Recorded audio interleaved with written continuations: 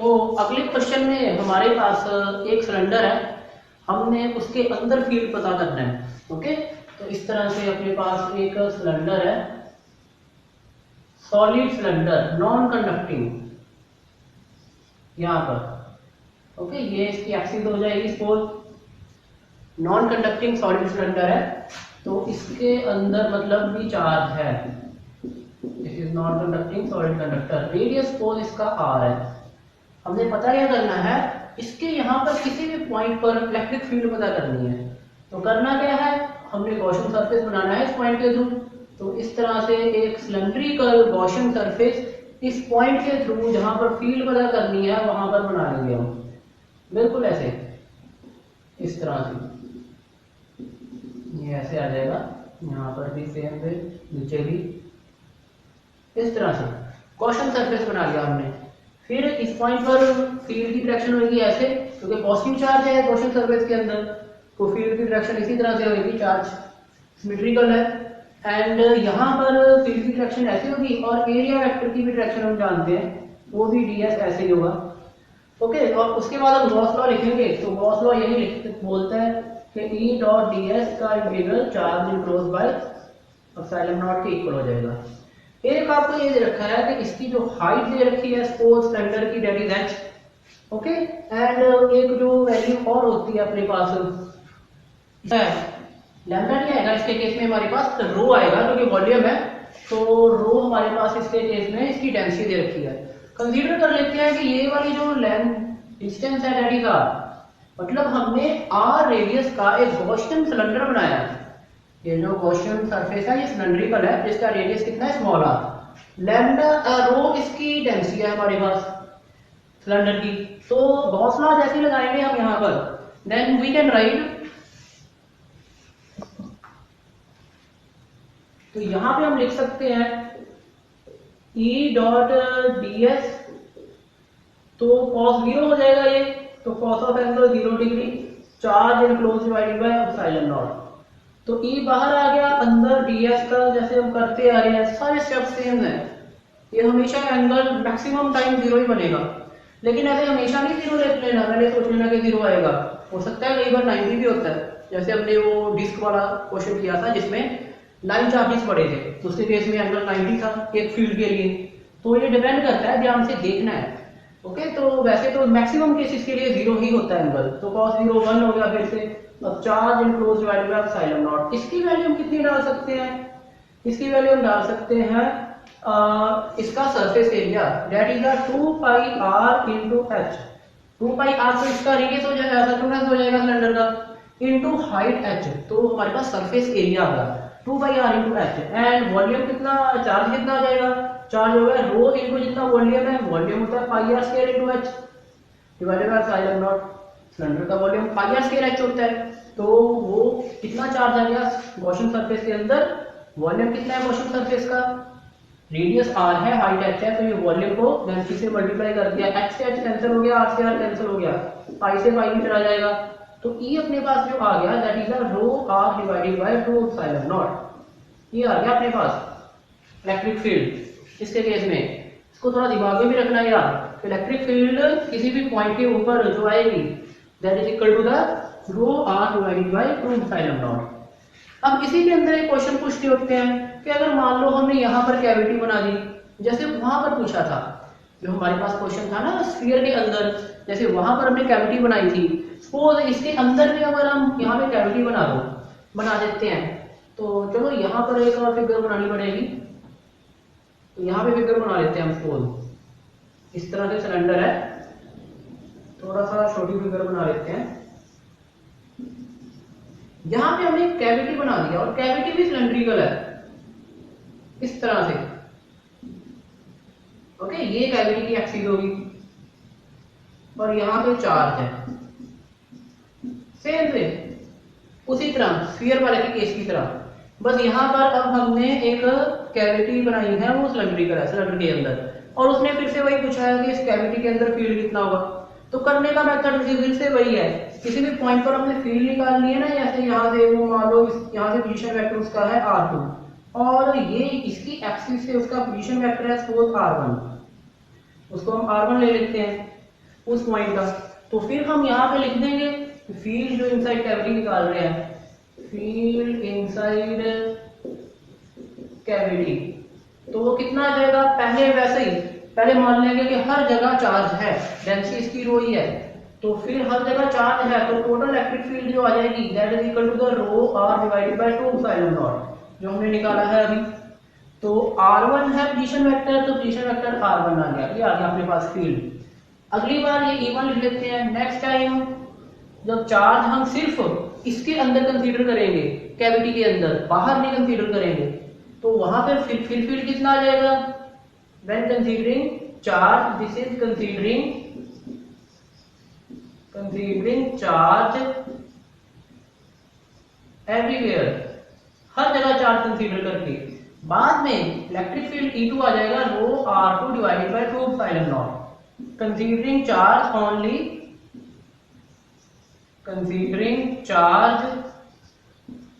Only inside cavity. अब सिर्फ cavity के अंदर चार्ज माना है, तो जो ये पॉइंट है इसका पोजीशन वेक्टर इसके एक्सिस से कैविटी से तो R2 है, तो उसके केस में हमारे पास इलेक्ट्रिक फील्ड ये आ गया। तो नेट फील्ड जो E होएगा that is equal to the total field था, उसमें से कैविटी वाला जो चार्ज माना था उस फील्ड को निकाल देंगे, तभी तो बचा हुआ फील्ड आ जाएगा ना, कैविटी वाला जो माइनस हो गया टोटल में से। तो फिर अपने पास यस E1 एंड E2 को यहाँ पे भर देना है, rho R1 divided by 2 epsilon naught minus rho R2 divided by again 2 epsilon naught, तो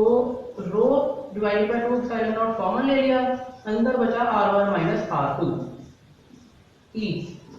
और ये R1 माइनस R2 अपने पास क्या होगा, R1 माइनस R2 है, ये पूरे पोजीशन वेक्टर से इतना माइनस हो गया तो इतना बचेगा, इसको सपोज हमने A नाम दे दिया,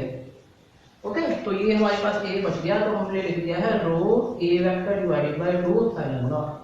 तो ये आंसर आ जाएगा रो A divided by 2 epsilon not. Again कि कैविटी के अंदर हर जगह फील्ड क्या होगी, दैट इज कांस्टेंट नंबर आ रहा है, वो डिपेंड नहीं करती कि पोजीशन वेक्टर क्या है R1 एंड R2 के ऊपर, वो कांस्टेंट नंबर है, मतलब हर जगह फील्ड सेम होएगी, हर जगह, क्योंकि हर नंबर कांस्टेंट है, एंड उसकी जो डायरेक्शन होएगी वो यही डायरेक्शन होएगी, इस तरह से, इस डायरेक्शन में। तो ये आंसर आ जाएगा हमारे पास इस तरह। आगे स्टूडेंट हमें इस तरह से क्वेश्चन दे रखा है कि यहाँ पर अपने पास एक एज ए डिस्क है, यहाँ पर डिस्क है हमारे पास, इसका रेडियस कंसीडर कर लो कि R है, R इज इट्स रेडियस, और इसके सेंटर से ना एक लाइन चार्ज स्टार्ट हो जाता है, सेंटर से इस तरह से एक्स एक्सिस के लॉन्ग, और इंफिनिटी तक जाता है, आगे इनफाइनाइट डिस्टेंस तक लाइन चार्जेस यहाँ से सेंटर से जा रहा है। अब हम जानते हैं कि ये जो लाइन चार्जेस हैं इनकी वजह से कुछ फील्ड होएगी, हमने कैलकुलेट भी किया था कि लाइन चार्जेस की वजह से वो फॉर्मूला निकाला ना, sine alpha plus sign beta and cos beta minus cos alpha वाला, दोनों E perpendicular and E parallel, मतलब फील्ड होएगी इसकी वजह से, तो उस फील्ड की वजह से कुछ फ्लक्स होगा। उसने वही पूछा है कि ये जो डिस्क है हमारे पास, इस डिस्क के कितना फ्लक्स होगा, इस डिस्क से कितना फ्लक्स पास होगा इस लाइन चार्जेस की वजह से, जो फील्ड है उसकी वजह से, ओके। तो हम इसको कैसे देखेंगे, देखो हम जानते हैं कि लाइन चार्जेस की वजह से जो किसी भी पॉइंट पर, मान लो यहाँ पर हम कोई पॉइंट कंसीडर कर ले, इस पॉइंट पर जो फील्ड होगी इलेक्ट्रिक फील्ड, जो मान लो इसके सेंटर से एक्स डिस्टेंस के ऊपर है, इस पॉइंट के ऊपर जो फील्ड होगी उसकी दो डायरेक्शन होगी, एक ई पैरेलल एक ई परपेंडिकुलर। तो ई पैरेलल वाली फील्ड होगी इस तरह से, इस डायरेक्शन में, और उसकी वैल्यू भी हम जानते हैं, that is equal to the, जो ई पैरेलल होती है it is equal to the k lambda upon x, और एक ई परपेंडिकुलर होगी इसी डायरेक्शन में, ई परपेंडिकुलर, और उसकी वैल्यू भी हम जानते हैं, that is equal to the e is equal to k lambda by x। Same होती हैं दोनों वैल्यूज, सेम होती हैं, फॉर्मूले में पीछे देख लेना, तो दोनों वैल्यू इस पॉइंट के ऊपर फील्ड की एक ये होगी और एक ये होगी। अब हम ये जानते हैं कि ये डिस्क तो ऐसे बनी हुई है, एक फील्ड ई परपेंडिकुलर ऐसे है जो लाइन चार्जेस से परपेंडिकुलर है, और ई पैरेलल इस तरह से है, इस लाइन चार्जेस के जो पैरेलल है वो मतलब इस तरह से पास हो रही है इस डिस्क से। तो अब ये जो ई परपेंडिकुलर है, इस डायरेक्शन में जो फील्ड है उसकी वजह से तो फ्लक्स होएगा ही नहीं,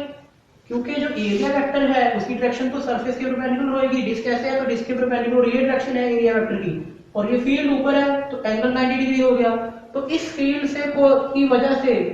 इस डिस्क के थ्रू कुछ फ्लक्स नहीं होएगा, जीरो फ्लक्स होएगा ई परपेंडिकुलर की वजह से, बस ई पैरेलल की वजह से फ्लक्स होएगा, क्योंकि वही तो है ना एरिया वेक्टर के अलोंग, वही तो सरफेस से परपेंडिकुलर पास हो रही है, तो इसकी वजह से ही हमारे पास फ्लक्स आने वाला है, तो हम इसकी वजह से फ्लक्स कैलकुलेट करेंगे। अब फ्लक्स हम सीधा भी नहीं कैलकुलेट कर सकते कि इलेक्ट्रिक फील्ड को हम एरिया से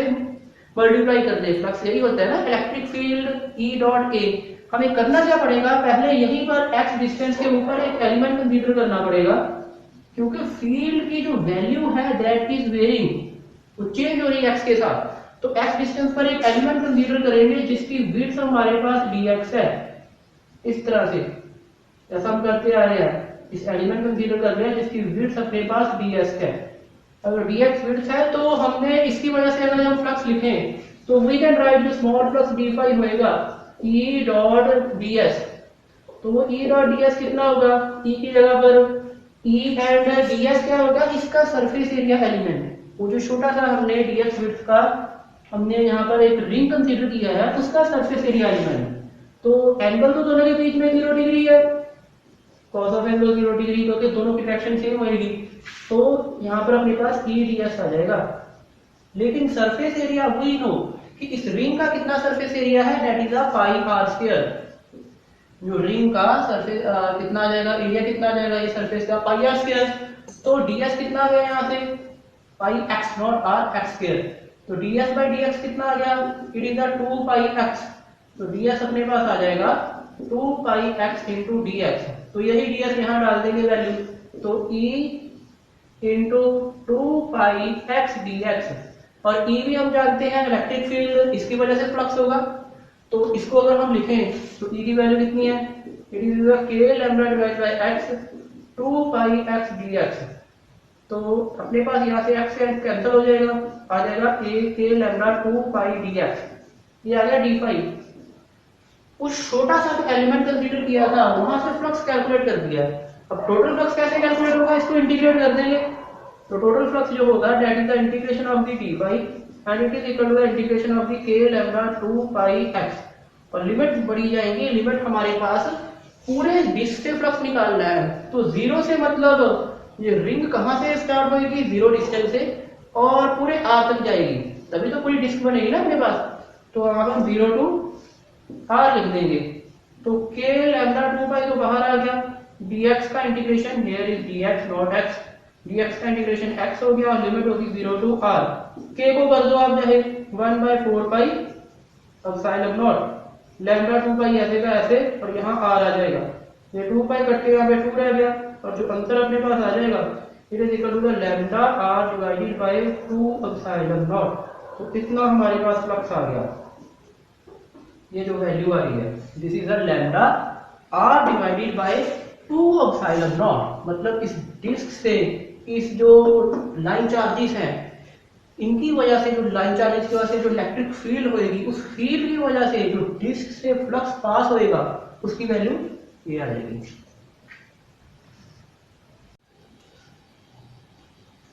आगे हम एक टॉपिक देखेंगे सॉलिड एंगल,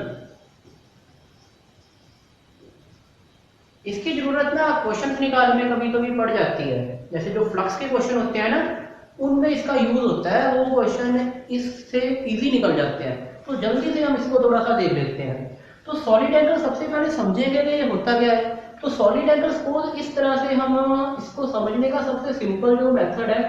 वो एग्जांपल है कोन की, जो आइसक्रीम कोन होती है ना, तो कोन मतलब यहाँ से ये वो पोर्शन बनाया है, यहाँ से हम उसको खाना शुरू करते हैं, है ना, ये वो पोर्शन हो गया स्पोल, और यहाँ पे कोन एंड बॉडी होती है, वो ये होता है पॉइंट। ओके, तो हम क्या करते हैं, इसको थोड़ा सा कोन की फॉर्म में बना लेते हैं, तो कोन की फॉर्म में बनाएंगे तो इस तरह से दिखेगा। मतलब होता क्या है कोन के अंदर कि ये जो सरफेस होता है अपने पास, इस सरफेस की जो ये बाउंड्री होगी, ये बाउंड्री होगी सरफेस की, उस बाउंड्री के हर पॉइंट से अगर हम इस पॉइंट पर लाइन ज्वाइंट्स कर दें तो ये जो हमारे पास इस तरह से एंगल बनेगा, इसी एंगल को हम सॉलिड एंगल बोलते हैं। This angle is called the solid angle. Okay, तो ये एंगल अपने पास सॉलिड एंगल हो गया।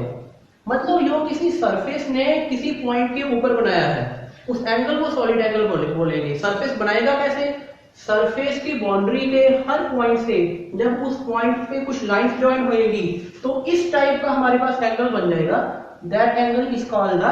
Solid angle. ओके, तो जैसे हमारे पास सपोज अगर सिंपल एक लाइन होती, इस तरह से स्ट्रेट लाइन होती, तो वो स्ट्रेट लाइन इस पॉइंट पर जो एंगल बनाएगी, मतलब एंगल कैसे बनेगा अगर पूरी लाइन की वजह से देखना है तो लाइन के एजिस से क्या करेंगे, हम इस पॉइंट पर दो ओर से लाइन ज्वाइन कर देंगे, ये एंगल बन जाएगा। इस एंगल को हम बोलते हैं प्लेन एंगल, जो अभी तक तुम पढ़ते आ रहे हो।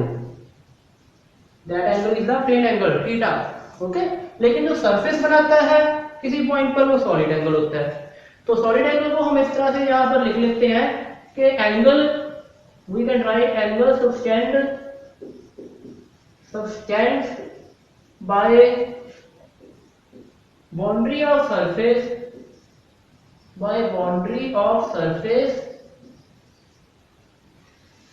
at point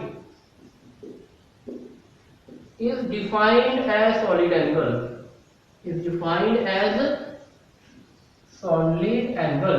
उसी को हम सॉलिड एंगल कहते हैं। तो मैथमेटिकली अगर हम इसको लिखें कि मैथमेटिकल, मान लो हमारे पास ये कोई सरफेस है, सपोज कर लेते हैं हम इस टाइप का हमारे पास एक सरफेस है सपोज। ओके, तो इस सरफेस की वजह से हम इस पॉइंट के ऊपर ये जो सरफेस है ऐसे, ये कितना एंगल बनाएगा, सॉलिड एंगल, उसको मैं लिखना चाहता हूँ। मान लो इस सरफेस का सरफेस एरिया है ds और इसकी डायरेक्शन कुछ इस तरह से है, इस सरफेस एरिया वेक्टर की डायरेक्शन है इस तरह से। ओके, तो इस पॉइंट पर हमने एंगल निकालना है, ये बहुत स्मॉल है, वेरी स्मॉल। तो इस पॉइंट पर इस सरफेस एरिया की वजह से कितना सॉलिड एंगल बनेगा, तो कैसे निकालेंगे, हम करेंगे क्या कि इस पॉइंट से इस सरफेस एरिया के ऊपर एक वेक्टर ड्रॉ करेंगे, मतलब इसकी पोजीशन को डिफाइन करने के लिए पोजीशन वेक्टर। अब इस पोजीशन वेक्टर की डायरेक्शन क्या है, पोजीशन वेक्टर की डायरेक्शन तो ये है, this is the direction of position vector, उसको हम आर कैप लिख देते हैं। तो जो सॉलिड एंगल होता है वो इस तरह से डिफाइन होता है, उसको हम इससे रिप्रेजेंट करते हैं सिंबल से, and that is equal to the ds dot r cap upon r square. This is the solid angle, इसी को हम सॉलिड एंगल बोलते हैं, सॉलिड एंगल। इस तरह से ये कैलकुलेट होएगा सॉलिड एंगल अपने पास। तो मतलब कैसे कैलकुलेट हो रहा है, ये जो ds है सरफेस एरिया, तो इस वेक्टर की डायरेक्शन तो ये है, इसका कंपोनेंट इसके अलाउंग जो हमारे पास पोजीशन वेक्टर है, डिवाइडेड बाय ये जो डिस्टेंस है, जिस डिस्टेंस पर सॉलिड एंगल की हम बात कर रहे हैं, divided by that distance here, तो that quantity is called the solid angle. Okay, तो सॉलिड एंगल इस तरह से हमारे पास बन जाएगा इस पॉइंट के ऊपर, दिस इज द ds। ये एंगल सपोज कर लो कुछ भी ठीक है, तो इसको तुमने थोड़ा दिमाग में रखना है कि इस तरह से हम सॉलिड एंगल निकालते हैं। इसकी जरूरत ना हमें फ्लक्स वाले क्वेश्चंस में पड़ती है। जैसे सपोज अपने पास कोई चार्ज है यहाँ पर Q, हम जानते हैं इस Q चार्ज की वजह से जो फील्ड लाइंस होंगी वो हर डायरेक्शन में होंगी, it is moving away from this charge. तो इस पॉइंट के ऊपर अगर मान लो हम कुछ यहाँ पर एक सरफेस इस तरह से कंसीडर कर लें कि इतने सरफेस तक जो फील्ड लाइंस होंगी वो कैसे होंगी, वो इसी तरह से होगी जैसे ये कोण होती है, मतलब हर डायरेक्शन में इस तरह से बाहर निकलेगी ना फील्ड लाइंस, तो फील्ड लाइंस इस तरह से बाहर निकलेगी यहाँ से इस चार्ज से। तो हमारे पास जो फील्ड लाइन है यहाँ पर इस तरह से कोण की शेप बना देंगे। अगर मैं इतने रीजन में फील्ड लाइंस की बात करूं तो फील्ड लाइन इस तरह से कोण की शेप में होंगी। तो अब ये वाली जो कोण है ये इस पॉइंट के ऊपर कितना एंगल बना रही है, सॉलिड एंगल, उसकी मदद से हम डायरेक्टली निकाल सकते हैं अगर हमें वो सॉलिड एंगल पता हो कि कितना फ्लक्स इस सरफेस से पास होएगा। क्योंकि हम जानते हैं, हमने गॉस लॉ में क्या देखा है, जो गॉस लॉ है उसमें हमने क्या चीज देखी है कि फ्लक्स इसके इक्वल होता है surface integral of S for the case of the surface, कि किसी सरफेस से हम निकाल रहे हैं E डॉट ds। इसी चीज को हमने देखा है कि इसके इक्वल होता है अपने पास। इसको अगर हम थोड़ा सा आगे सॉल्व करें तो हम लिख सकते हैं, मतलब इस चार्ज के लिए इलेक्ट्रिक फील्ड इस केस के लिए हम सॉल्व कर रहे हैं, तो इसके लिए इलेक्ट्रिक फील्ड कितनी होगी, we know that is kq divided by r square. और पोजीशन वेक्टर क्या होगा, r हम पोजीशन वेक्टर लिखेंगे, इलेक्ट्रिक फील्ड वेक्टर है, डॉट ds। पहले हम नहीं लिखते थे वो इसीलिए because we are only considering the magnitude of the field, लेकिन अभी तो हम इसको वेक्टरली लिख रहे हैं तो पोजीशन वेक्टर लिखा जाएगा। इस चार्ज की वजह से आर डायरेक्शन में जो फील्ड होएगी वो कितनी होएगी, k cube by r square magnitude, और उसकी डायरेक्शन आर वेक्टर की डायरेक्शन में ये होएगा। तो ये अपने पास निकला है। अब मैं k की अगर हम वैल्यू डालें तो k की वैल्यू हम कितनी डाल सकते हैं, 1/4 pi epsilon naught q divided by r square and r cap dot ds। आगे हम इसको अरेंज करके लिखते हैं। तो हमारे पास यहां से कितना आ जाएगा, अगर हम इसको इधर लिखें then we can write the q को आगे लिख लो एंड 4 पाई एप्सिलॉन नॉट को भी आगे रहने दो। तो अपने पास कितना आ जाएगा, q divided by 4 pi epsilon not और ds r cap dot ds divided by r square यहां से निकल आएगा। तो r cap dot ds divided by r square. Okay, तो इतना आ जाएगा। दिस इज द फ्लक्स, ये फ्लक्स की वैल्यू है। मतलब जो भी किसी भी सरफेस से जिसका सरफेस एरिया ds है वहां से जो फ्लक्स पास कर रहा है उसकी वैल्यू इतनी है, वी आर कैलकुलेटिंग इट। तो इस सरफेस अगर सरफेस एरिया सपोज इसका ds है तो उतना फ्लक्स इससे पास करेगा। लेकिन अभी हमने लिखा है कि ये जो क्वांटिटी है ds dot r cap divide by r square, ये तो सॉलिड एंगल होता है।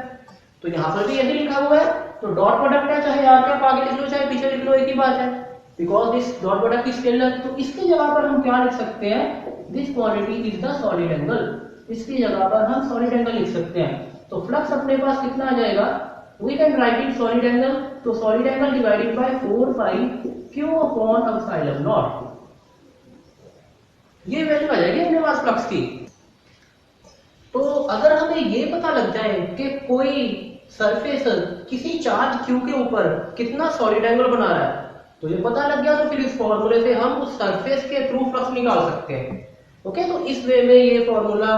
बहुत इंपॉर्टेंट है। तो अभी हम इसके बाद किसी सरफेस की वजह से किसी पॉइंट पर कितना सॉलिड एंगल बनता है उसको कैलकुलेट कर लेते हैं, क्योंकि ये वाला जो क्वेश्चन है ना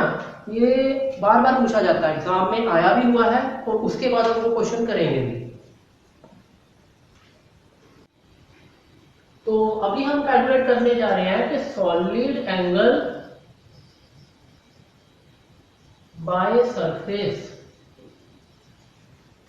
ऑफ स्फीयर। एक स्फीयर है, उसके सरफेस की वजह से किसी पॉइंट पर कितना सॉलिड एंगल बनेगा, तो उसको अभी हम देखने जा रहे हैं। तो कैसे कैलकुलेट कर पाएंगे, सबसे पहले यहाँ पर हम स्फीयर बनाते हैं और इस तरह से एक स्फीयर है अपने पास, इसका ये सेंटर है, रेडियस r है स्फीयर का। तो हमने कैलकुलेट क्या करना है कि ऐसे एक सरफेस है, जैसे मेरा हाथ है, ये जो सरफेस है ये इस पॉइंट पर कितना सॉलिड एंगल बनाएगा। तो हम जानते हैं कि सॉलिड एंगल किसके इक्वल होता है, हम जानते हैं कि सॉलिड एंगल इक्वल टू होता है ये ds dot r cap upon r square. तो अगर हम पहले सरफेस एरिया निकाल ले तो उसके बाद सॉलिड एंगल निकलाएगा। मतलब ये निकालना पड़ेगा कि इतना जो मेरा हाथ जैसे है ये इतना सरफेस एरिया की कितनी वैल्यू है, तो वो निकला ही एक बार, उसको यहाँ पे भरकर फिर r स्क्वायर से डिवाइड करना है तो हमारे पास सॉलिड एंगल आ जाएगा। तो उसको हम कैसे निकालेंगे, उसको निकालने का मेथड ये है, इसको करना भी आना चाहिए। ओके, ये इंपॉर्टेंट है for the point of view competition. Okay, JEE advance में इस टॉपिक से क्वेश्चन पूछा जा सकता है, हम करेंगे भी इसके बाद। ओके, तो हम करेंगे, देखो कैसे करेंगे इसको क्वेश्चन को सॉल्व। सपोज हम यहाँ पर एक स्ट्रिप अज्यूम कर लेते हैं। हमने क्या अज्यूम किया, यहाँ पर एक स्ट्रिप इस तरह से, ये एक स्ट्रिप है सपोज। ओके, यहां से थीटा एंगल पर, हॉरिजॉन्टल से थीटा एंगल पर हमने एक स्ट्रिप अज्यूम कर ली है जिसकी विड्थ डी थीटा है, इसकी विड्थ अपने पास है D theta. Okay, theta angle पर हमने एक छोटी सी स्ट्रिप अज्यूम कर ली है जिसकी विड्थ डी थीटा है, इसका सरफेस एरिया ds है। तो पहले हम इसका सरफेस एरिया कैलकुलेट करेंगे, फिर उसको इंटीग्रेट करके सारे का सरफेस एरिया आ जाएगा जितने पोर्शन का हम निकालना चाहते हैं, जितने एंगल तक। ओके, एंगल की टर्म्स में हम निकाल लेंगे कि कितने एंगल तक ये इतने एंगल तक कितना सरफेस एरिया इंक्लूड हो रहा है। तो पहले अगर मैं इसका सरफेस एरिया निकालूं तो कैसे निकाल पाएंगे, ये रेडियस तो आर ही है, दिस रेडियस इज आर, क्योंकि ये पॉइंट्स सरफेस के ऊपर ही तो लाई कर रहे हैं स्फीयर के, तो रेडियस आर हो जाएगा। तो फिर मेरे पास इतनी हाइट हमारे पास कितनी आ जाएगी, ये जो हाइट है, तो ये हाइट अपने पास आ जाएगी यहां से लेकर के यहां तक, ये जो हाइट है, this height will be equal to the r sine of angle theta, क्योंकि आर का यही कंपोनेंट जो देखना है, तो आर का ये कंपोनेंट अगर एंगल थीटा है तो ये वाला तो कॉस आना था, तो ये वाला कंपोनेंट कितना आ जाएगा साइन, मतलब ये वाला डिस्टेंस हमारे पास आर साइन थीटा आ गया है। तो ये अपने पास इस तरह से एक सर्कल बन रहा है, ये स्ट्रिप है इस तरह से सर्कल की फॉर्म में है जिसकी विड्थ डी थीटा है, तो इसका जो अपने पास रेडियस आ गया है आर साइन थीटा, तो फिर हमारे पास सर्कमफ्रेंस कितना आ जाएगा इस स्ट्रिप का, तो सर्कमफ्रेंस हम निकाल सकते हैं। फिर अगर सर्कमफ्रेंस की बात करें, सर्कमफ्रेंस, तो सर्कमफ्रेंस अपने पास आ जाएगा 2 pi are sine of angle theta,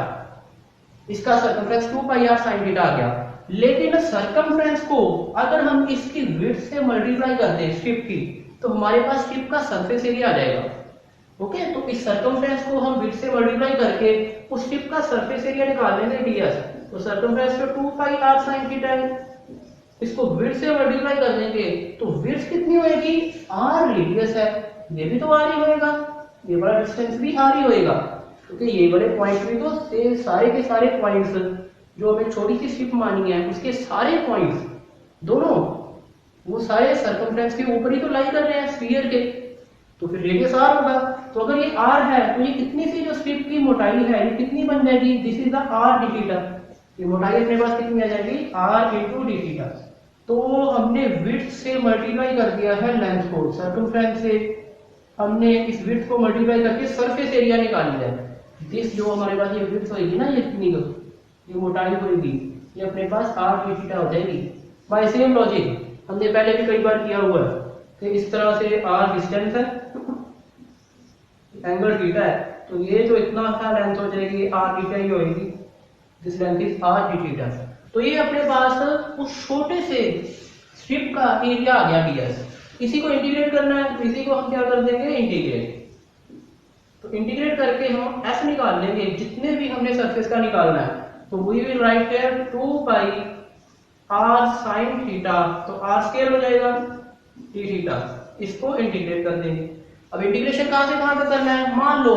कि मैंने यहां तक जो सरफेस आ रहा है इस तरह से, इसका सरफेस एरिया निकालना है, मतलब हॉरिजॉन्टल से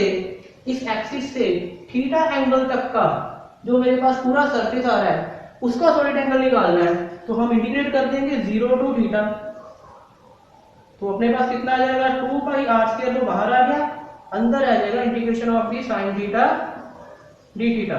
0 टू थीटा, तो इसके बाद 2 pi are square sine theta का इंटीग्रेशन हो जाएगा minus cos of angle theta 0 to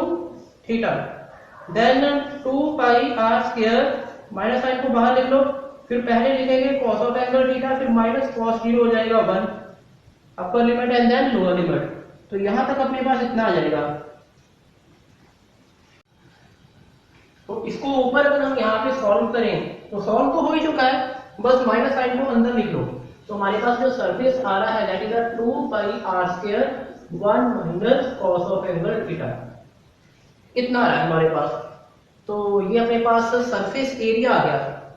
ठीक है, थीटा एंगल तक के सरफेस का। तो जो सॉलिड एंगल है वो कितना आ जाएगा,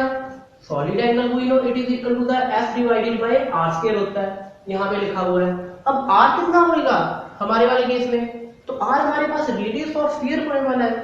क्योंकि इस तरह से जो सरफेस था ना वो सारे का सारा, उसका सेंटर से कितना डिस्टेंस था, r था डिस्टेंस उसका, रेडियस ऑफ द स्फीयर, क्योंकि वो स्फीयर सरफेस था, वो स्फीयर का तो पार्ट था, इस वजह से उसका रेडियस r हो गया। तो हमें करना क्या है, इसको r स्क्वायर से डिवाइड कर देना है, जो भी r होता है उसके स्क्वायर से, तो r स्क्वायर से हम डिवाइड कर देंगे, तो जैसे डिवाइड होएगा तो s अपने पास कितना है 2 पाई r square 1 minus cos of angle theta divided by r square, r square से r स्क्वायर कैंसिल, तो अपने पास जो आंसर आएगा थोड़ा सा नीचे लिख लेते हैं इसको, 2 पाई 1 minus cos of angle theta, this is the solid angle. तो ये वैल्यू दिमाग में याद भी रखना है कि सॉलिड एंगल जो हमारे पास कोई सरफेस है स्फीयर का, किसी पॉइंट के ऊपर सेंटर पर any at any other point centre पर जो स्फीयर का सरफेस है वो इतना सॉलिड एंगल बनाता है अगर कोई प्लेन एंगल थीटा हो। ओके, तो यहां से हमारे पास ये आ जाएगा, this is a solid angle by the surface of the sphere. तो अब स्टूडेंट हम एक क्वेश्चन सॉल्व करेंगे, वो जेईई एडवांस में आ रखा है, जो हमने अभी टॉपिक पढ़ा है ना उसी के ऊपर बेस्ड है वो क्वेश्चन। तो अच्छा क्वेश्चन है, तो बिल्कुल समझना चाहिए इसको। तो सपोज हमारे पास इस तरह से एक स्फीयर है, उसमें ये दे रखा है हेमिस्फीयर है, इस तरह से मतलब आधा स्फीयर है। इसके बिल्कुल ना ऊपर चार्ज पड़ा है हमारे पास यहाँ पर, बिल्कुल अगर मान लो इसका सेंटर ये है ओ, तो इसके बिल्कुल सेंटर के इस जो सर्कमफ्रेंस है हेमिस्फीयर का, इसके जस्ट ऊपर एक चार्ज पड़ा है क्यू। तो अब हम जानते हैं कि इस चार्ज क्यू की वजह से इलेक्ट्रिक फील्ड लाइंस इस तरह से पास होंगी, कुछ इस तरह से, ऐसे रेडियली आउटवर्ड पास होंगी यहां पर। तो उसने बोला है कि फील्ड लाइन जो है इससे पास होएगी, तो इन फील्ड लाइन की वजह से आप फ्लक्स बताओ कि इस कर्व पास के थ्रू जो ये कर्व सरफेस है इससे इन फील्ड लाइन का कितना फ्लक्स पास होगा। तो इस क्वेश्चन को करने के लिए ना हमने जो अभी सीखा है सॉलिड एंगल का मेथड वो यूज होगा। तो वहां से एकदम से निकल आएगा, वैसे तो निकालना मुश्किल होगा बहुत इसको, तो वैसे उस मेथड से जो भी पढ़ा है उससे एकदम से आ जाएगा। फील्ड लाइन हम और ड्रॉ कर देते हैं इस तरह से। तो हम इसको देखो कैसे करेंगे, हम मान लेंगे ना कि ये चार्ज जैसे बाहर पड़ा हुआ है, यस बाहर है, बाहर का मतलब ऐसे नहीं है कि कहीं दूर है, यस ऊपर है इसके। तो हम इसके नीचे भी एक स्फीयर अज्यूम कर लेते हैं, आधा स्फीयर तो ऊपर है, हेमिस्फीयर है, आधा हेमिस्फीयर हम डॉटेड शेप में ना इसके नीचे बना लेते हैं इस तरह से। ओके, ये अपने पास बन जाएगा। अब हम ये जानते हैं क्योंकि चार्ज पड़ा हुआ है जस्ट बाहर, तो ये पूरा जो टोटल स्फीयर बन गया, इस स्फीयर से कितना फ्लक्स पास होएगा, दैट विल बी जीरो, क्योंकि ये पूरे स्फीयर के बाहर है ना चार्ज। तो चार्ज अगर है नहीं स्फीयर के अंदर, तो स्फीयर पूरे स्फीयर से फ्लक्स तो कुछ पास होना ही नहीं, because according to Gauss law flux equal to होता है charge enclose divided by epsilon naught. तो इनक्लोज चार्ज तो है ही नहीं, चार्ज तो बाहर है स्फीयर के, तो इसका मतलब है स्फीयर से कोई फ्लक्स पास नहीं होगा, जीरो फ्लक्स पास होगा। तो मतलब अगर मैंने इस ऊपर वाले पोर्शन से फ्लक्स निकालना है तो वो उतना ही होगा जितना नीचे वाले पोर्शन से होगा, तभी तो नेट जीरो हो सकता है ना। तो हम करेंगे क्या कि ये नीचे वाला जो पोर्शन है स्फीयर का, इससे फ्लक्स कैलकुलेट कर लेंगे।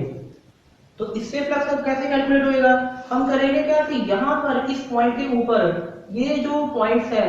मैक्सिमम फील्ड लाइन कहाँ कैसे पास करेगी, जो ये हमारे पास हेमिस्फीयर है नीचे वाला, ये इसके साथ कितना सॉलिड एंगल बना रहा है इस पॉइंट के ऊपर, ये हमारे पास तो नीचे वाला हेमिस्फीयर है। अगर हम ये पता कर लें कि ये इस पॉइंट पे जिस वहां पे चार्ज रखा है कितना सॉलिड एंगल बना रहा है, तो हमारे पास यहां से फ्लक्स आ जाएगा। एंड वी नो दैट कि सॉलिड एंगल किसके इक्वल होता है, हमने अभी लिखा है 2 पाई 1 minus cos of angle theta, solid angle इसके इक्वल होता है। तो कॉस थीटा, तो थीटा यहां पर कितना है, तो थीटा अगर हम देखें तो ये वाला जो रेडियस है इसका r है रेडियस, तो ये डिस्टेंस तो फिर r हो गया सेंटर से, हर पॉइंट का डिस्टेंस आ रही है, और ये वाला डिस्टेंस भी आ रही है यहां तक का, तो डिस्टेंस r हो गया। तो एंगल थीटा यही तो होता है, ये वाला एंगल थीटा होता है, दिस एंगल इज थीटा। तो हमारे केस में ये कितना आ जाएगा, दिस इज r, मतलब ये 45 डिग्री आ गया। थीटा तो यही एंगल होता है जो इस एक्सिस से किसी भी पॉइंट का बनता होता है। तो ये एंगल तो 45 डिग्री है, तो ये 45 डिग्री है, तो इस 45 डिग्री को यहाँ पे भर देंगे, तो अपने पास कितना आ गया 2 पाई 1 माइनस कॉस ऑफ एंगल 45, तो कॉस 45 डाल दिया है, वो होता है 1 बाय √2। तो सॉलिड एंगल अपने पास ये आ गया, ये वाला जो सरफेस है ये इस पॉइंट के ऊपर कितना सॉलिड एंगल बना रहा है। तो अगर सॉलिड एंगल आ गया है तो वही नो कि फ्लक्स किसके इक्वल होगा, flux will be equal to the, ये इस सरफेस से जो फ्लक्स पास होगा that is equal to the solid angle made by this surface at that point divided by 4 pi into charge q divided by epsilon naught. तो solid एंगल कितना है, ये कितना है, it is equal to 2 by 1 minus 1 divided by under root 2 upon 4 pi q divided by epsilon naught. तो 4 pi cut गया, answer आ गया अपने पास। We are getting 1/2 1 minus 1 by under root 2 into Q divided by epsilon naught. ये flux आ गया below, B लिख लेते हैं। बिलो का मतलब है कि नीचे वाले सरफेस से, लेकिन हमने तो भैया ऊपर वाले से कैलकुलेट करना है। ऊपर वाले से कितना आ जाएगा, वी नो कि टोटल फ्लक्स 0 है। Okay, flux from the low surface plus flux from the upper surface that is equal to 0। तो टोटल 0 है क्योंकि चार्ज तो बाहर है स्फीयर के। तो इससे कितना आ जाएगा अपर वाले सरफेस से, it is the minus of the from the low surface. Upper वाले सरफेस से कितना आ गया, इसकी वैल्यू ही इसी का नेगेटिव, तो that is equal to minus half 1 minus 1 by under root 2 into Q divided by epsilon naught. इतना आंसर आ जाएगा। मतलब जो ये वाला सरफेस है ना ऊपर वाला, इस सरफेस से इतना फ्लक्स पास होएगा। ओके, तो 2 क्वेश्चन बस अभी हम और देखेंगे। तो अब जो देखने वाले हैं क्वेश्चन ना, ये भी एंट्रेंस एग्जाम में आ रखा है, ठीक है, जेईई मेंस में आ रखा है। तो क्वेश्चन अच्छा है ये भी, तो इसलिए इसको भी देखेंगे एक बार। तो सपोज हमारे पास इस तरह से स्फीयर है, स्फीयर का क्वेश्चन है अगेन। ओके, तो इसके सेंटर पर चार्ज क्यू दे रखा है और इस तरह से एक और अपने पास दे रखा है स्फीयर। ओके, मतलब ये वाला जो ये रीजन है ना, ये वाला, ये इतना रीजन है, इस रीजन की डेंसिटी हमें दे रखी है rho is equal to A divided by R. इसकी डेंसिटी हमें इतनी दे रखी है। डेंसिटी से मतलब है चार्ज डेंसिटी, यहाँ पर मास का मतलब नहीं है कुछ भी, यहाँ पे चार्ज डेंसिटी इतनी है। ओके, और ये जो इनर रेडियस है, suppose this radius is a and this outer radius is b. Okay, तो ये सेम क्वेश्चन है, वैसे हमने अभी किया ही है। इसके 2 क्वेश्चन पहले जो भी हमने किए हैं उनसे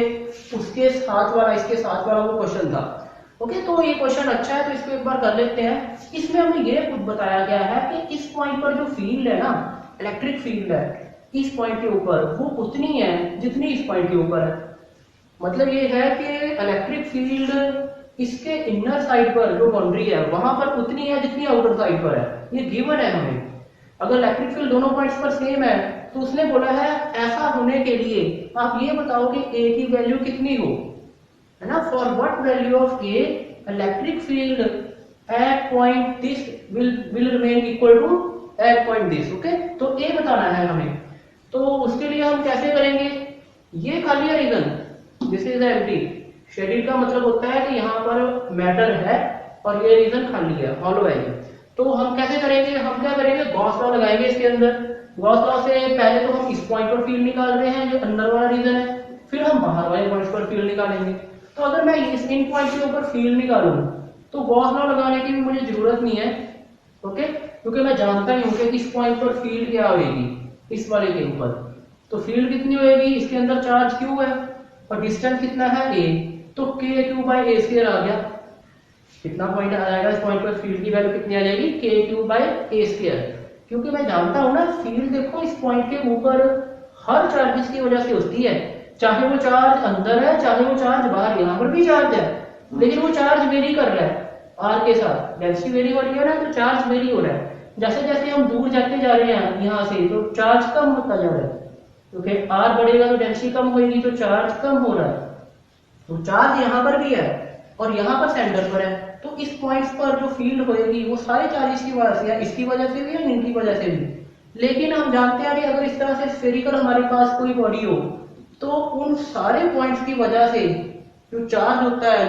जो यहाँ पर पॉइंट्स होंगे, उनकी वजह से यहाँ पर फील्ड 0 हो जाएगी। मतलब बाहर जो स्फीयर है ना, ये बड़े इंपॉर्टेंट पॉइंट है इलेक्ट्रोस्टैटिक्स के अंदर। तो एक बार दिमाग में बिठा लो इसको, ताकि दोबारा इसमें आपको क्वेश्चन करने में दिक्कत ना आए। तो जैसे हमारे पास चार्ज है ना, सपोज यहाँ पे मैंने प्लस क्यू चार्ज दे रखा है और वो यूनिफॉर्मली डिस्ट्रीब्यूट हो रखा है, तो ये प्लस क्यू चार्ज की वजह से अंदर हर पॉइंट पर फील्ड 0 हो जाएगा। ओके, हमने शेल थ्योरम में ये लिखा भी था इसको,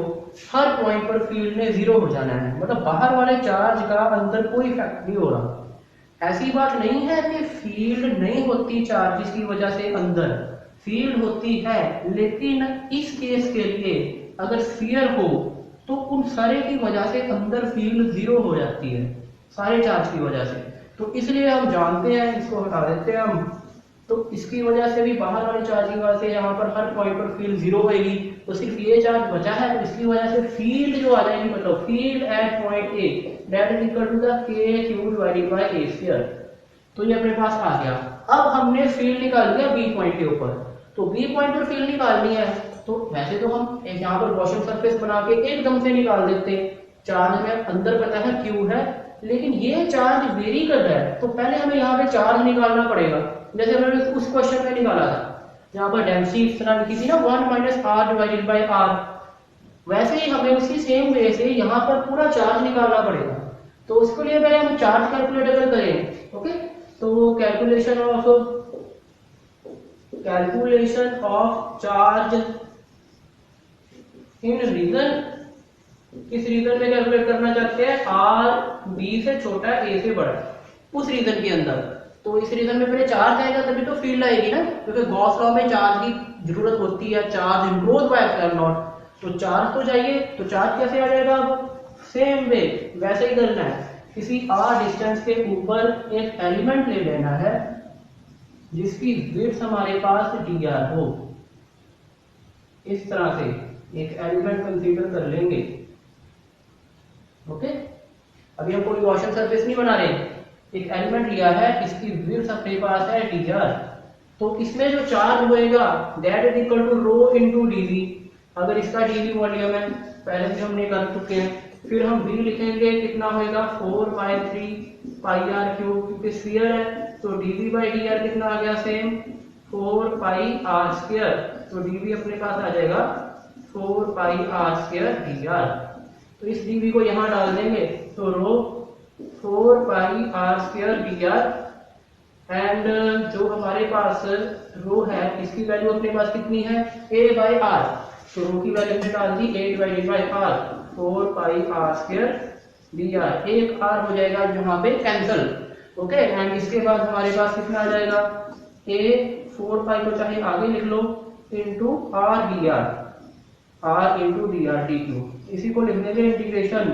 तो dq का इंटीग्रेट कर देंगे, तो 4 पाई ये बाहर आ जाएगा, अंदर r dr आ जाएगा, इंटीग्रेशन फाइन, ओके। तो यहां तक हमने कैलकुलेट कर लिया है कि किसी भी r डिस्टेंस के ऊपर जो dr विड्थ का एलिमेंट है उसके अंदर जो हमारे पास चार्ज होएगा वो कितना होगा,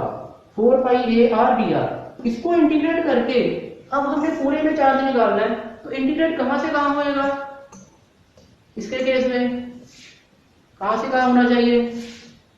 ओके। तो इंटीग्रेट जो यहां से होएगा वो हमारे पास a से b तक होएगा, क्योंकि ये जो हमारे पास डेंसिटी जो वेरिएशन शुरू हो रहा था वो a डिस्टेंस से शुरू हो रहा था और b तक जा रहा था, तो जो इंटीग्रेट होएगा that will be from r is varying from a to b, 0 से b नहीं वो वेरी कर रहा, स्टूडेंट यहाँ पे गलती कर देते हैं, वो क्या कर देते हैं 0 टू b लिख देते हैं, भाई 0 टू a तक तो डेंसिटी कुछ है ही नहीं है, 0 टू a तक तो कोई चार्ज ही नहीं है सिर्फ इसके सिवा, और कोई चार्ज नहीं है, दिस इज कांस्टेंट, जो डेंसिटी वेरी कर रही है वो इतने रीजन में वेरी कर रही है a से b तक, इसलिए जो इंटीग्रेट होएगा that is from the a to b, तो यहाँ से हम कितना निकाल लेंगे 4 पाई a, इंटीग्रेशन आ जाएगी r square divided by 2 a to b, इसको आगे हम सॉल्व करते हैं, तो अपने पास जो यहाँ से आ जाएगा दैट इज 4 पाई a, तो वो बाहर लिख दो और b square minus a square, ये कट गया 2 रह गया, तो अपने पास आ जाना है 2 पाई a b square minus a square, जो यहाँ से लेकर यहाँ तक का चार्ज है ना उसकी वैल्यू अपने पास ये आ गई है, जिसको तुम q लिख सकते हो। अब हम गॉस लॉ लगाएंगे, हमें इस पॉइंट पर फील्ड पता करनी है, तो गॉस लॉ लगा देंगे, तो according to the Gauss law हम क्या लिख सकते हैं कि close integral E dot ds का इक्वल होता है charge enclose by epsilon naught, तो फिर से यहाँ पर बात वही है कि एंगल 0 ही बनना है, तो एंगल 0 बनना है, तो यहाँ पर E ds cos of angle 0 degree, charge enclose divided by epsilon not, अगली बार वैल्यू डालते हैं, तो E बाहर आ जाएगा, ds अंदर, इस तरह से charge enclose by epsilon naught, तो E इसकी वैल्यू कितनी आ गई 4 पाई, यहाँ पर गॉसियन सरफेस बनाएंगे ना, तो यहाँ पर बनाएंगे गॉसियन सरफेस, इस तरह से, क्योंकि इसमें इस पॉइंट पर तो फील्ड निकालनी है यहाँ पर, तो this is the Gaussian surface, Gaussian surface. तो यहाँ पर फील्ड निकालेंगे तो ये कितना आ जाएगा 4 पाई बी स्क्वायर। तो क्यू इनक्लोज कितना है, अंदर कितना चार्ज है, एक तो क्यू चार्ज है गॉसियन सरफेस के, ये गॉसियन सरफेस यहाँ पर है ना, तो इसके अंदर एक तो क्यू चार्ज बैठा हुआ है और एक यहाँ वाला भी चार्ज है, वो हमने अभी कैलकुलेट किया है, that is equal to this value. तो कितना आ जाएगा, क्यू जो अंदर चार्ज था प्लस ये value plus 2 pi A B square minus A square. यहां से ई कितना आ जाएगा, electric field it is equal to q plus 2 pi A B square minus A square divided by this number 4 pi b square. यहाँ पर अब sign note भी आएगा, ठीक है, हर जगह पर, क्योंकि चार्ज इनक्लोज हुआ है साइन नोट होता है ना, तो हम लिखना भूल गए, अब साइन नोट आएगा हर जगह, पीछे भी आप करेक्ट कर लेना उस चीज को। अब साइन नोट, अब करना क्या है कि हमें पता है इलेक्ट्रिक फील्ड ए पे जितनी है उतनी बी पे है, ये तो गिवन है, तो ए की वैल्यू कितनी थी इलेक्ट्रिक फील्ड ए पर, मतलब इतने डिस्टेंस पर यहाँ पर, तो that is equal to the k q upon a square. और बी पर अभी हमने कैलकुलेट किया, ये लिखी हुई है q plus 2 pi A B square minus A square divided by 4 pi b square epsilon naught. इस टर्म को इधर उठा के ले जाओ, ये वाली जो सारी टर्म है ना, हमने ए कैलकुलेट करना है, तो ए निकाल लेना बस किसी भी तरह से, वैसे तो ये तुम खुद कर लोगे, के की अब वैल्यू डाल लो 1/4 पाई एप्सिलॉन नॉट, फिर क्यू है और ये टर्म ऊपर आएगी तो 4 pi b square epsilon naught, एक नीचे ए स्क्वायर है ये वाला, this is equal to q plus 2 pi A B square minus A square, and यहाँ पर एप्सिलॉन नॉट से एप्सिलॉन नॉट गया, 4 पाई से 4 पाई गया, q b square upon a square is equal to q plus 2 pi A B square minus A square. फिर q को उधर ले आएंगे, ये जो क्यू राइट साइड है इसको लेफ्ट साइड ले लो और फिर कॉमन भी निकाल लो, तो क्यू जैसे लेफ्ट साइड आएगा तो ये माइनस क्यू हो जाएगा, तो क्यू जब कॉमन निकलेगा तो B square divided by A square minus 1 बचेगा, 2 pi A B square minus A square. उसके बाद यहाँ पे एलसीएम ले लो, चाहे ए स्क्वायर एलसीएम आ गया, यहाँ बी स्क्वायर माइनस ए स्क्वायर आ जाएगा, और q is equal to 2 pi A B square minus A square. तो ये दोनों कैंसिल हो जाने हैं, इधर भी बी स्क्वायर माइनस ए स्क्वायर है, इधर भी बी स्क्वायर माइनस ए स्क्वायर, कैंसिल आउट हो जाएंगे। इसको हम हल्का सा हटा देते हैं नीचे से, तो उसके बाद जो बचा है ये 2 पाई को भी नीचे ले आओ, तो ए जो अपने पास आ जाएगा that is equal to q by a square, q divided by 2 pi a square, 2 pi a square, ये आ गया अपने पास ए। तो ए की वैल्यू अगर ये आ जाएगी, ए हो ही अगर ए की वैल्यू, तो फील्ड फिर इन दोनों पॉइंट पर सेम हो जाएगी, तो ये आ जाएगा आंसर। ये जेई मेंस में आ रखा था आपको, एक अच्छा क्वेश्चन है ये, तो ये इस तरह से निकलाएगा। तो लास्ट क्वेश्चन अब देखते हैं हम, ओके, इसका गॉस लॉ का इस टॉपिक में जो लास्ट क्वेश्चन है। वैसे तो अब ये क्वेश्चन देखना वैसे बनता तो नहीं है इतना, क्योंकि हमने काफी अच्छे अच्छे क्वेश्चन को सॉल्व कर लिया है, जो अब करने जा रहे हैं वो इजी है, लेकिन फिर भी थोड़ा सा इम्पोर्टेंट है, तो इसको हम देख लेते हैं। ओके, तो ये क्वेश्चन इस तरह से दे रखा है कि यहाँ पर हमारे पास हेमिस्फीयर ही है, ओके, हेमिस्फीयर है हमारे पास, आधा स्फीयर है, और ये इसका बेस हो गया जैसे नीचे से ऐसे है, इस तरह से पड़ा हुआ है हेमिस्फीयर, और हमारे पास इलेक्ट्रिक फील्ड लाइन है, रेडियस आ रही है, आर रेडियस का, इलेक्ट्रिक फील्ड लाइंस ना इस तरह से पास कर रही है, इस तरह से हेमिस्फीयर से, ओके, और इलेक्ट्रिक फील्ड की जो वैल्यू है वो ई दे रखी है, ई नॉट कंसीडर कर लेते हैं, दैट इज ई नॉट, और ये इस एक्सिस के साथ सपोज कर लो कि ये हॉरिजॉन्टल के साथ जो एंगल है वो 37 डिग्री का बना रही है। ये जो एंगल है हमारे पास, ये तो सेंटर हो गया, और इसको डॉटेड शो कर देते हैं, ये एंगल 37 डिग्री का है, मतलब इलेक्ट्रिक फील्ड लाइंस हॉरिजॉन्टल के साथ 37 डिग्री का एंगल बना रही है। तो वो पूछ रहा है कि ये जो कर्व पार्ट है इसको हम पहला मान लेते हैं फर्स्ट वन, ओके, और ये वाला जो है नीचे इस तरह से सर्कल की फॉर्म में इसका बेस है जो हेमिस्फीयर का, उसको हमने सेकंड वाला सरफेस मान लिया। तो बोल रहा है कि फर्स्ट वाले सरफेस से तुम फ्लक्स बताओ कि कितना फ्लक्स पास होगा, कि find the flux through this curved surface, okay, तो पहले भी हमने क्वेश्चन किया था जहाँ पर चार्ज यहाँ पे पड़ा था, वो क्वेश्चन तो चलो थोड़ा इससे तो बहुत मुश्किल था उसको निकालना, लेकिन उसके लिए सॉलिड एंगल की मतलब इंफॉर्मेशन पता होनी चाहिए थी। ये बिल्कुल इजी है, हमने कर्व्ड सरफेस से फ्लक्स निकालना है। तो पहले अगर हम देखें कि इलेक्ट्रिक फील्ड लाइंस इस बेस को एंड इस कर्व्ड सरफेस से पास हो रही हैं, मतलब बाहर से आ रही है और फिर से बाहर निकल रही, तो हम ये कह सकते हैं कि जितनी फील्ड लाइंस एंटर हुई हैं उतनी ही बाहर निकल रही हैं। तो इसका मतलब ये हो गया कि इस पूरे क्लोज सरफेस से ये कर्व प्लस ये बेस वाला, इससे टोटल फ्लक्स जीरो होएगा, क्योंकि जितनी फील्ड लाइंस पास हो एंटर हो रही है उतनी बाहर निकल गई, तो फ्लक्स तो कुछ होएगा ही नहीं, net flux will B zero. जैसे आपके पास स्फीयर भी हो ना, सपोज हम स्फीयर कंसीडर कर लेते हैं, तो मान लो कहीं से भी इलेक्ट्रिक फील्ड लाइंस आ रही हैं, कहीं से भी, लेकिन इलेक्ट्रिक फील्ड लाइंस जो ये आ रही हैं ये जितनी एंटर हुई है उतनी बाहर निकलेगी। अगर सेम नंबर में जितनी एंटर हुई इतनी बाहर निकलेगी, मतलब अंदर कोई नहीं रही, अंदर कुछ नहीं है, मतलब अंदर कोई टर्मिनेट नहीं हुई, तो इसका मतलब है कि इसका फील्ड लाइंस का इस सरफेस के थ्रू, क्लोज सरफेस के थ्रू जीरो फ्लक्स होगा, क्योंकि जितनी आई थी उतनी बाहर निकल गई। तो यहाँ पर टोटल फ्लक्स जो है वो जीरो होएगा। तो अगर टोटल फ्लक्स जीरो है तो वी कैन राइट कि flux through this curve part, ये वाला जो है फर्स्ट वाला, and flux through this second one, मतलब फ्लक्स थ्रू दिस बेस, ये टोटल होएगा जीरो। हमने इसको कैलकुलेट करना है कर्व वाले को, तो ये इक्वल होएगा minus flux through the base. तो बेस वाले पार्ट में से कितना फ्लक्स पास हो रहा है, अगर हम इसको देखें तो वी कैन कैलकुलेट, हम बेस वाले से कैलकुलेट कर सकते हैं, इससे करना मुश्किल है कर्व वाले से, लेकिन बेस वाले से कैलकुलेट कर लिया तो कर्व वाले से भी आ जाएगा। तो बेस वाले से कितना पास होएगा, इलेक्ट्रिक फील्ड का जो इस बेस को परपेंडिकुलर कंपोनेंट पास कर रहा है वो कौन सा है, ई नॉट तो इस डायरेक्शन में जा रहा था, तो ये वाला कंपोनेंट है, ये वाला, ये परपेंडिकुलर पास कर रहा है, तो E का कंपोनेंट ये कौन सा आ जाएगा, it will be E sine of angle 37 degree, because E का ये E कॉस आएगा और E का ये E साइन आएगा, तो ये E साइन 37 डिग्री आ गया हमारे पास। और एरिया वेक्टर की डायरेक्शन कैसे होगी, वो तो डाउनवर्ड होगी, क्योंकि एरिया कैसे होता है, normal to the surface and in outward direction, बाहर की तरफ, अंदर को नहीं बाहर की तरफ। तो इस सरफेस से कितना फ्लक्स होएगा फिर, तो फ्लक्स वी कैन राइट, क्योंकि फ्लक्स कितना होगा, E डॉट ए होता है, तो E की वैल्यू हमारे पास कितनी आ गई, माइनस साइन तो ये लगाएंगे, E naught sine of angle 37 degree E dot A. तो एरिया कितना है,